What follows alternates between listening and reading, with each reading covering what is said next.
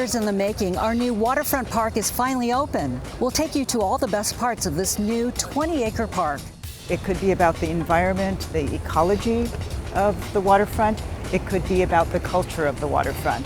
The artwork all along the new promenade is both eye-catching and educational. We'll show you where you can find them and what they represent to both artists and the community. Tying it all together, we'll show you how our new Waterfront Park connects our paths, our communities, tribal culture, and our environment. These stories and more, next on CityStream.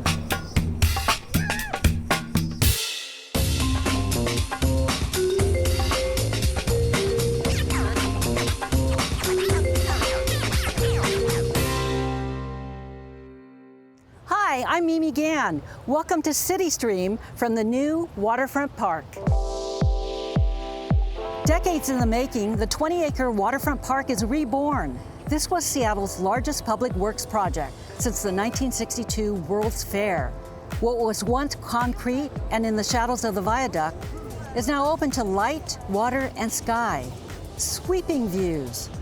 A boardwalk alive with more space, art, plants, and swings. A place where Indigenous heritage, the environment, the maritime community, and our downtown core connect. Seattle's newest treasure is now open to everyone. Okay, we'll start our tour right here at Overlook Walk. Completed in 2023, it gave Seattleites their first taste of things to come. Tata Vikaprikian and Dennis Bounds take us through Overlook Walk and the Seattle Aquarium's new Ocean Pavilion.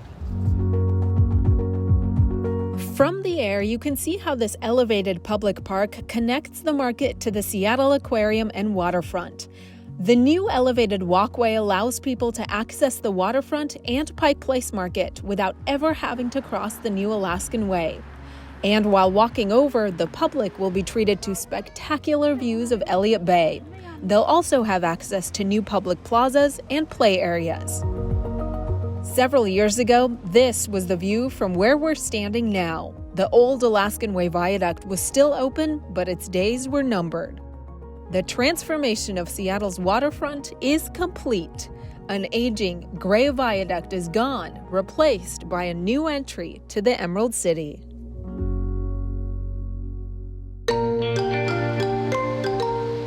After years of construction, this stunning addition to the Seattle Aquarium transports visitors across the Pacific to a vibrant reef ecosystem known as the Coral Triangle.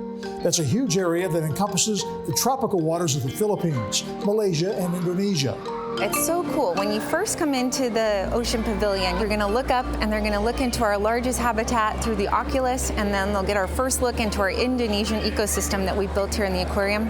And once they walk into the aquarium, they'll have an opportunity to look into the reef and see a multi-story habitat that's featuring eagle rays, sharks, and lots of schools of fish. This is a great place to learn about our Salish Sea and how we're connected to the Coral Triangle, which is an area on the other side of the world that's experiencing the same things we are about ocean acidification, plastics in the water, overfishing. And so the challenges that are going to solve for us here in Washington will solve for our folks in Indonesia. And probably the coolest thing of all for most of our guests, especially our younger guests, is the At Home in the Ocean exhibit, where kids are going to be at eye level with many different species and animals, and they'll also have a chance to choose their own adventure and having technology-enabled learning. This next question, I feel like we need Jaws music. Understand the aquarium is home for is it the only endangered shark breeding program in the world? Not the only endangered shark breeding in the world, but one of them. And so we play a really key role with the Indo-Pacific leopard shark. We're part of a consortium of many other global conservation organizations, and so we're part of the breeding program to help re-shark the Indonesian Ocean. So don't be afraid of the sharks. Be happy that we're able to breed many and keep them alive in the oceans. Absolutely. Okay, if you'd like to learn more about this stunning new exhibit, check out their website, seattleaquarium.org, and click on Ocean Pavilion.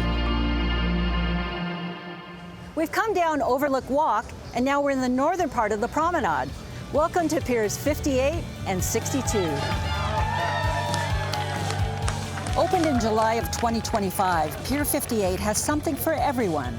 A wide turf lawn, a shady grove of trees, and a giant jellyfish-themed playground. Just north of the aquarium sits Pier 62, the waterfront's most active destination. Here you can catch live music, join yoga or dance classes, food trucks, and celebrate cultural events like the Salmon Homecoming held every September. Tribal members have been celebrating this right here for over 30 years. You can also fish from the pier, bob up and down on the floating dock, or play games any time of year. Want to see what's up next? Visit waterfrontpark.org and check out the events calendar. Throughout Waterfront Park, the most striking feature, in my opinion, is all the amazing artwork. Producer Pete Kassem took a walk with the Waterfront Public Arts Manager. She says these works aren't just fancy decorations. They teach, inspire, and connect us to our maritime history, as well as the waterfront's native culture. We are on the Seattle waterfront at the new Waterfront Park. The art that is here really tells you a little bit about the place. It could be about the environment, the ecology of the waterfront. It could be about the culture of the waterfront.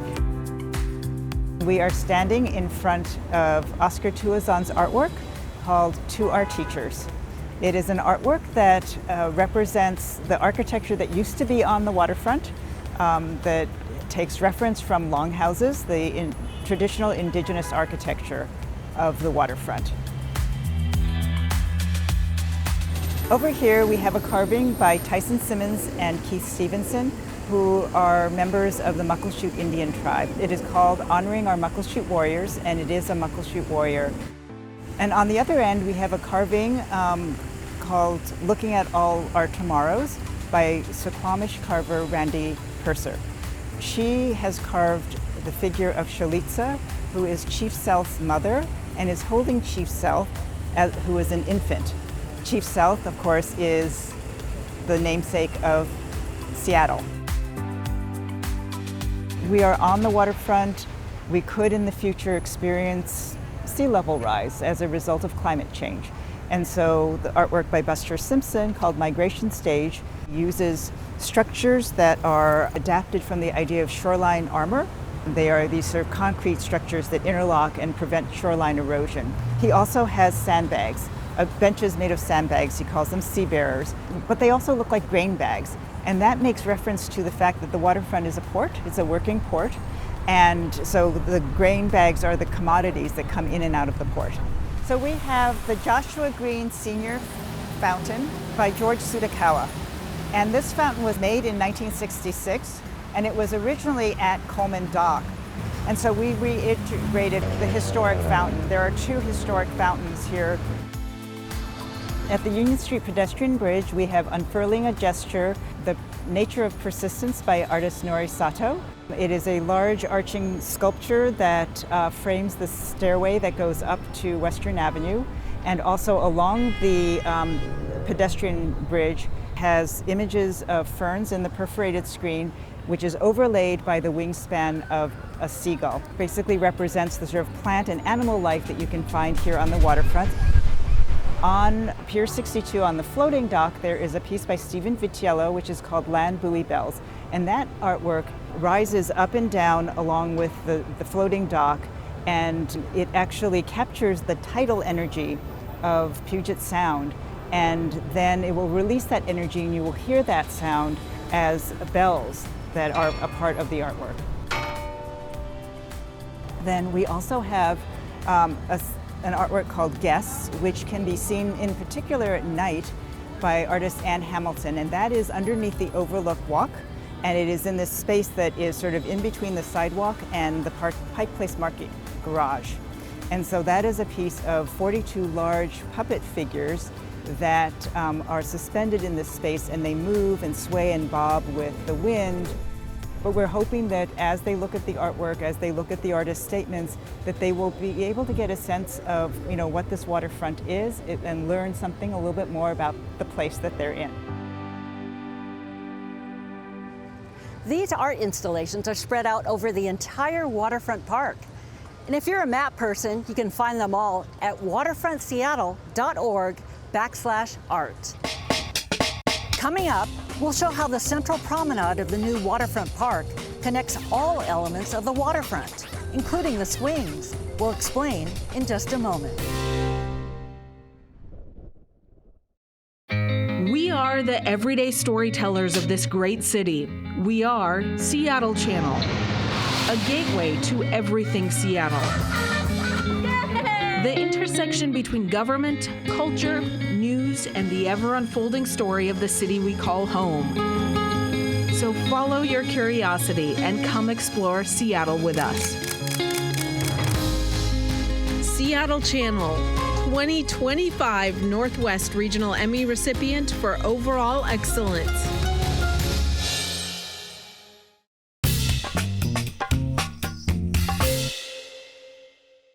Welcome back to CityStream from the swings here at Waterfront Park. This central section of the park connects everything together in so many ways. The Pioneer Square, downtown, and Pike Place Market communities, our maritime history, bicyclists, the environment, tribal culture, and yes, even these swings factor into this. Producer Randy Ng has more. We are trying to have a living memorial, essentially, through the stories of plants. The selection really centers around what my ancestors would have utilized as a traditional technology. And that looks like what plants were fashioned into cordage, into rope, into spears, into hooks, and things that we would have utilized to maintain our way of life. There'll be plants like ocean spray, also known as ironwood here. Various cherry trees will be planted here. Those plants are going to help tell a story. And so when we get to know our place, where we are in this world, we have a better sense of connection to the land and a better respect for it. As you move to the central zone of Waterfront Park, the planting selection starts to change. You'll start seeing planting species that were brought in from trade. So you'll see species from the Pacific Rim and also from the eastern US. And then as you move further along to the northern areas, you'll see gardens that are influenced by our topography. So kind of like the bluff to shore. So you'll see things that are very familiar in more the mountainous alpine areas, down into the meadows, into the shorelines. We also put in wet planters, and those collect the runoff from the promenade. We built 1.2 miles of protected bike lane. Starting from the south end, we connect to the Portside Trail. On the north end, we go as far to about Lenora Street. The City of Seattle Safety Project had a parallel project where they made the final connection from Earl Edward Park to where we are. So excited to see this important piece of puzzle in place that allows people to move comfortably around Elliott Bay.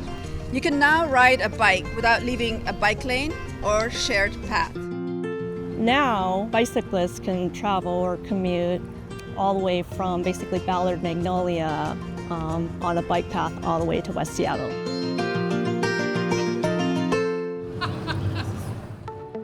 Throughout the waterfront program, we've used 3 types of wood. We've selected to use large timbers that have been salvaged and reclaimed from the old growth forest floors and lakes. And those are Western red cedar, which is significant culturally for the tribes. So you'll see those large timbers used for benches along the promenade when you take a stop to take a break. The other wood we've used was reclaimed from the seawalls. We salvaged and stored eki wood.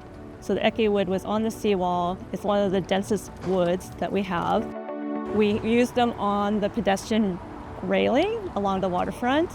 And what's really special about the wood is you will see little holes and deformities in the wood as you walk along.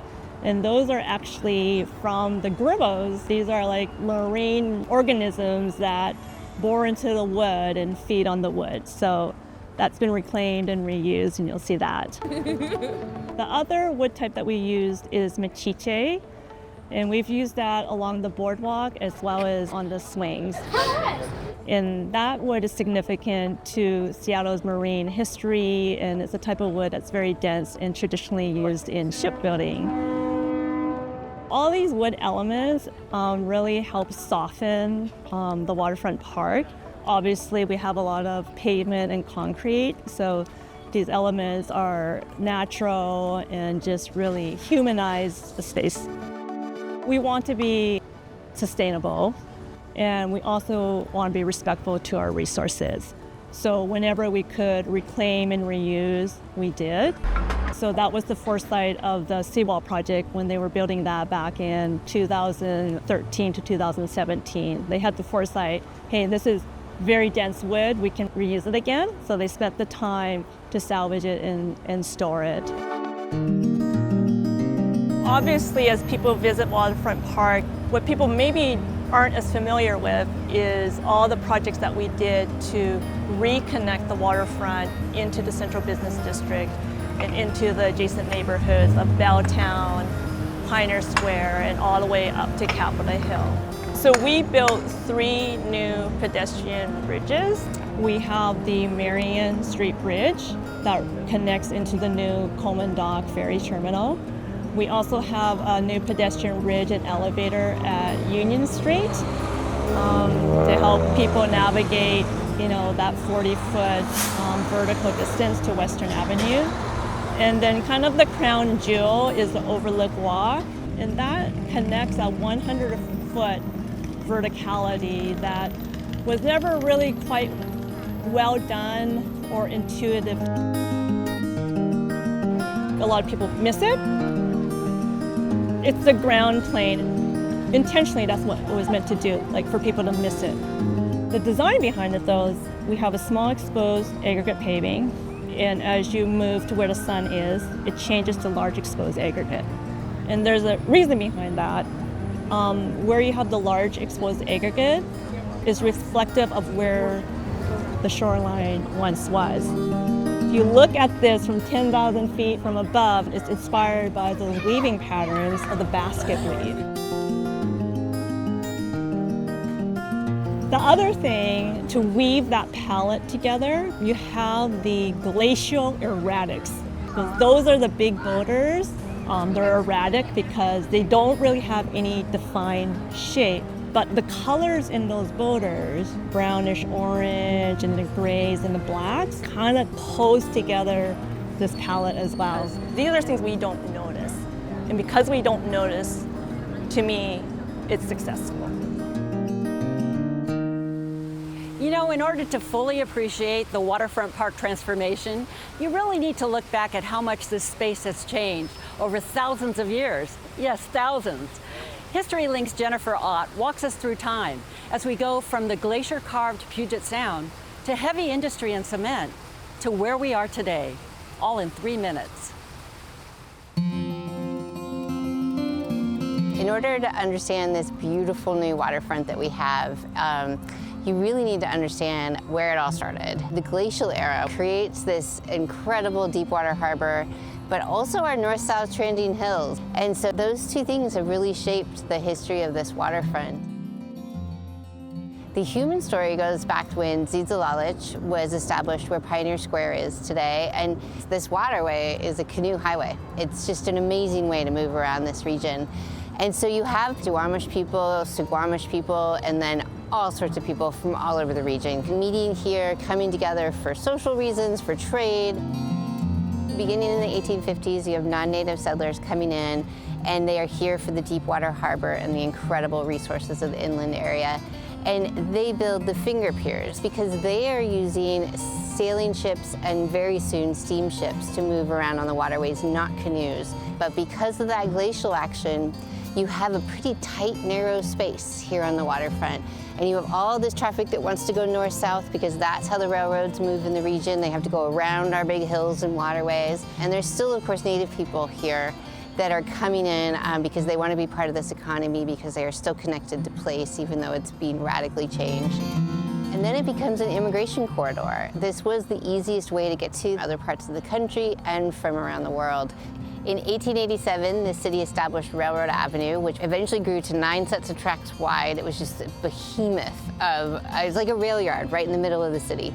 And so it's because there's nowhere else to put it on flat land that's adjacent to deep water.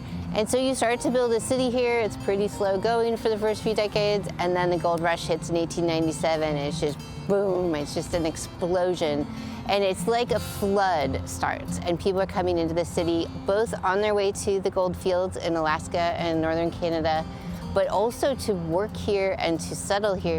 And then the Depression hits, and that enables the seawall to be built. At that point, the beach disappears. There's no more access to the water on the central waterfront, and they create traffic lanes for vehicles and parking areas, and it reconfigures the whole waterfront, and that's what creates the space for the viaduct. The viaduct that gets built in the very late 50s comes and takes advantage of that north-south corridor, but is just a behemoth, and it's just such an eyesore, and it's so convenient, but everybody hates it, and it cuts off downtown from the waterfront. And almost immediately, it's how can we get rid of this thing? And really, it wasn't until that 2001 Nisqually earthquake that sealed its fate. And so it was a lucky happenstance that we could then re-envision the waterfront. And it did take some time to figure out which way we wanted to go, but that's how we got here.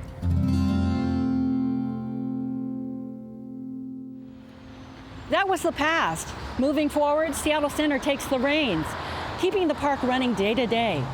And the nonprofit group Friends of Waterfront Park, well, they get to bring the fun, raising money, planning events, and teaming up with the community to make sure there's always something happening down here.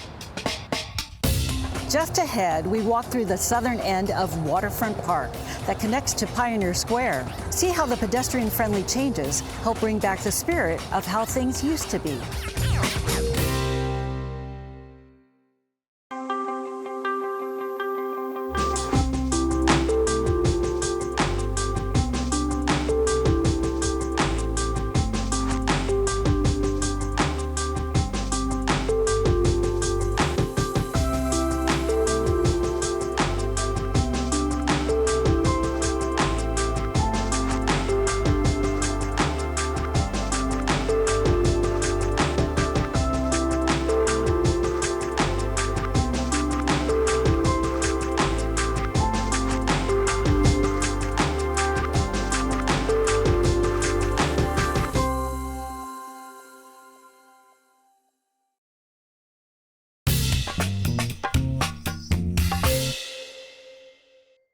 Welcome back. We're at the Pioneer Square Habitat Beach. This is the first time in decades Waterfront Park patrons can actually touch the waters of Elliott Bay. It's all part of an overall pedestrian experience that reconnects the city to its waterfront, starting from here through Pioneer Square all the way down to the stadiums. Producers Enrique Cerna and Pete Kassem explain.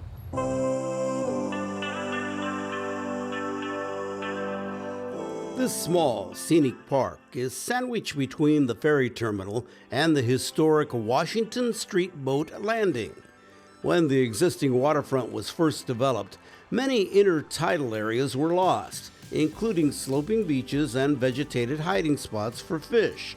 But this new Habitat Beach has restored the function of a natural shoreline. Here we are walking on Habitat Beach, which was built by the Waterfront program and opened in 2023. That lets people interact with the water and get a little taste of the waterfront. To create it, 45,000 tons of sand, gravel, shells, and rocks of all sizes were brought in. These materials mimic the existing ecosystem of Elliott Bay.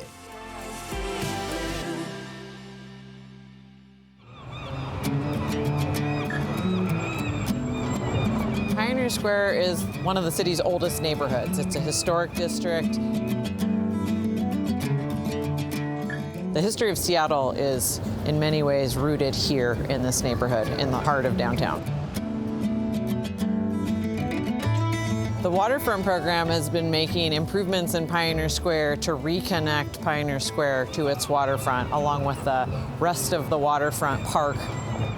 Pedestrian improvements for people walking and rolling through this neighborhood on various east-west streets.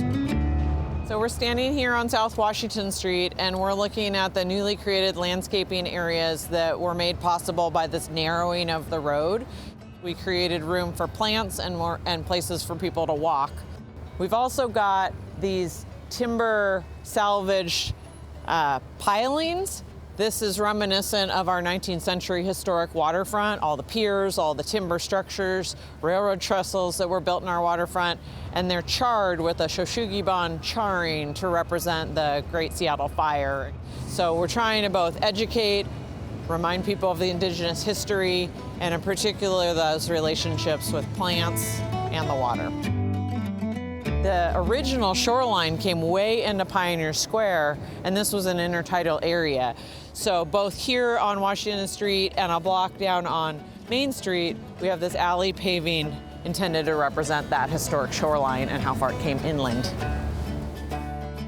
So here we're on the border between Occidental Park and South Main Street, and the at-grade crossing we created between the park and the mall. So as people walk across Main Street here, there isn't a curb. The street's at the same level as the park. Lane is very narrowed, making this a really comfortable crossing. It feels good to gather here. Seattle is hosting the World Cup in 2026, and I think everybody down here is excited. The Railroadway plazas are these grand public plazas that really connect both Pioneer Square and the waterfront to our stadium districts, and I think are going to be great places for people to enjoy and have team spirit. We're really thankful to be able to deliver these improvements in this project. For the city, we're into creating public spaces for anyone to enjoy. Our charge is to create these great places and the ability for all these things to thrive, and I think we've done that.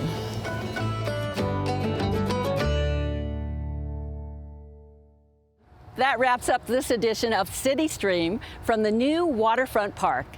If you'd like to learn more about what to see and do when you're here, simply go to waterfrontparkseattle.org.